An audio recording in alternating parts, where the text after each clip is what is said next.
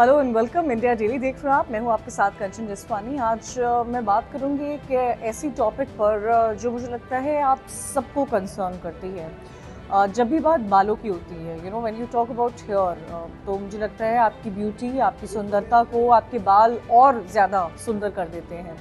और बालों का ध्यान हर कोई रखता है, चाहे लेडीज़ हो या जेंट्स हो या बच्चे हो या बड़ी उम्र के लोग क्यों ना हो। बाल एक ऐसी चीज़ है जो आपकी खूबसूरती को चार चांद लगा देती है और इसका ध्यान रखना भी चाहिए। अपने चेहरे का, अपने बालों का, तमाम बेसिक हाइजीन का ध्यान रखना भी चाहिए। लेकिन इन सब के बीच में कानपुर से एक हैरान कर देने वाली खबर सामने आई है। वो खबर ये है कि ठीक 6 महीने पहले नवंबर के आसपास एक व्यक्ति जो है वो हेयर ट्रांसप्लांट कराने जाता है और हेयर ट्रांसप्लांट कराता है और उसकी अचानक से मौत हो जाती है। मौत अचानक से नहीं होती, उसे स्वेलिंग होती है। वो स्वेलिंग पहले थोड़ी साइड फेस में आती है, उसके बाद वो पूरा सर उसका स्वेल कर जाता है और उसके बाद कुछ ही घंटों में वो आदमी जो है वो चला जाता है। इसकी कंप्लेन उत्तर प्रदेश के कानपुर में 6 महीने बाद दर्ज कराई गई है and it is come as a shock to many people. अब हेयर ट्रांसप्लांट कई लोग कराते हैं। हेयर ट्रांसप्लांट कराने के लिए एक प्रोसेस होता है। कहा जाता है कि जब आप हेयर ट्रांसप्लांट करा लेते हैं तो उसके बाद आपको खुद ड्राइव नहीं करना चाहिए, किसी और को आपके साथ गाड़ी में मौजूद होना चाहिए। अब ये जानना ज़रूरी है कि हेयर ट्रांसप्लांट कब कराना चाहिए।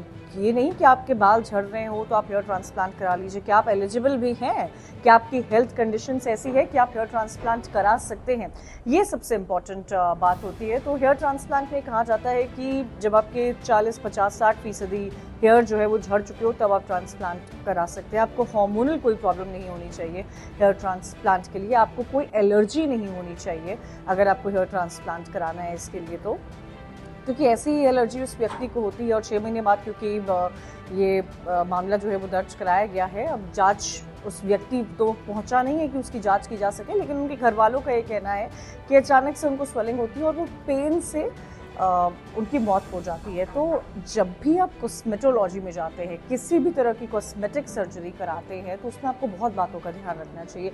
आपको सबसे ज़रूरी बात का ये ध्यान रखना चाहिए कि आप किसी भी लोकल ऐरे गहरे डॉक्टर से ये चीज़ ना कराएं। कोई भी व्यक्ति जिसने कॉस्मेटोलॉजी में कोई डिग्री की हो या कॉस्मेटोलॉजी पढ़ी हो और उसमें क्लिनिक खोलकर बैठा हो तो आप वहाँ से सर्जरी मत कराइए। आप उस हॉस्पिटल के रिव्यूज़ देखिए। आप किसी नोन जिसको आप जानते हो, जिसके बारे में आपने सुना हो, जो जिनके अब तो तमाम तरह के रिव्यूज़ चलते हैं, जिनके गूगल रिव्यूज़ या रेटिंग्स जिनकी काम की अच्छी हो, आप उनसे कराइए। और जब आप कराने जाए तो आप डॉक्टर से अपनी तमाम जो आपकी हिस्ट्री रही है आप उसको शेयर कर लीजिए, क्योंकि आप नहीं शेयर करेंगे तो वो बहुत रिस्की हो जाएगा। और सिर्फ हेयर ट्रांसप्लांट ही नहीं, मुझे लगता है कॉस्मेटोलॉजी में कोई भी ऐसी चीज़ जिसका सीधा आपकी स्किन से नाता होता है तो आप अपने डर्मेटोलॉजिस्ट से कंसल्ट कीजिए।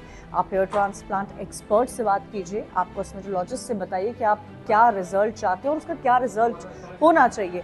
कोई ज़रूरी नहीं है कि जो उनके रिजल्ट्स बाकी उनके क्लाइंट्स पे आए हो वही रिजल्ट आप पर आए, क्योंकि आपकी बॉडी, आपका बॉडी टाइप, आपका फिजिक डिफरेंट है।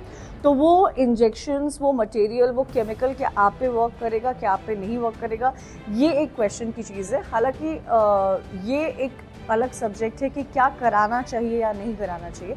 लेकिन अगर आप कराते हैं, अगर आपको ज़रूरत है ट्रांसप्लांट की, अगर आपको कॉस्मेटोलॉजी में किसी भी चीज़ की ज़रूरत है तो आप बहुत well researched, well known doctor से कराइए। आप ऐसे किसी भी डॉक्टर के पास जाकर ऐसी कोई जो डर्मा से रिलेटेड होती है, किसी अच्छे डर्मैट के पास जाइए। ऐसे किसी भी डर्मेटोलॉजिस्ट या कॉस्मेटोलॉजिस्ट के पास जाकर आप सर्जरी मत कराइए, because it can cost you your life. What happened with a man in Uttar Pradesh, in Kanpur. तो ये एक बहुत इम्पॉर्टेंट खबर है जो मैं चाहती थी जिससे आप जागरूक हो, क्योंकि नेक्स्ट टाइम जब आप हेयर ट्रांसप्लांट सर्जरी के बारे में सोच रहे हो या आप सोच रहे हो कि आपको कोई कॉस्मेटिक सर्जरी करानी है जिसकी आपको ज़रूरत है, तो आप ध्यान रखिए, आप अवेयर रहिए। आपके शहर में अगर वो सुविधा नहीं है तो आप दूसरे शहर जाइए। आप अच्छे शहर जाकर, अच्छे हॉस्पिटल में जाकर, अच्छे क्लिनिक में जाकर, बेस्ट मेटोलॉजिस्ट के पास जाकर, बेस्ट कॉस्मेटोलॉजिस्ट के पास जाकर ये ट्रीटमेंट कराइए, क्योंकि skin, here is a very sensitive thing.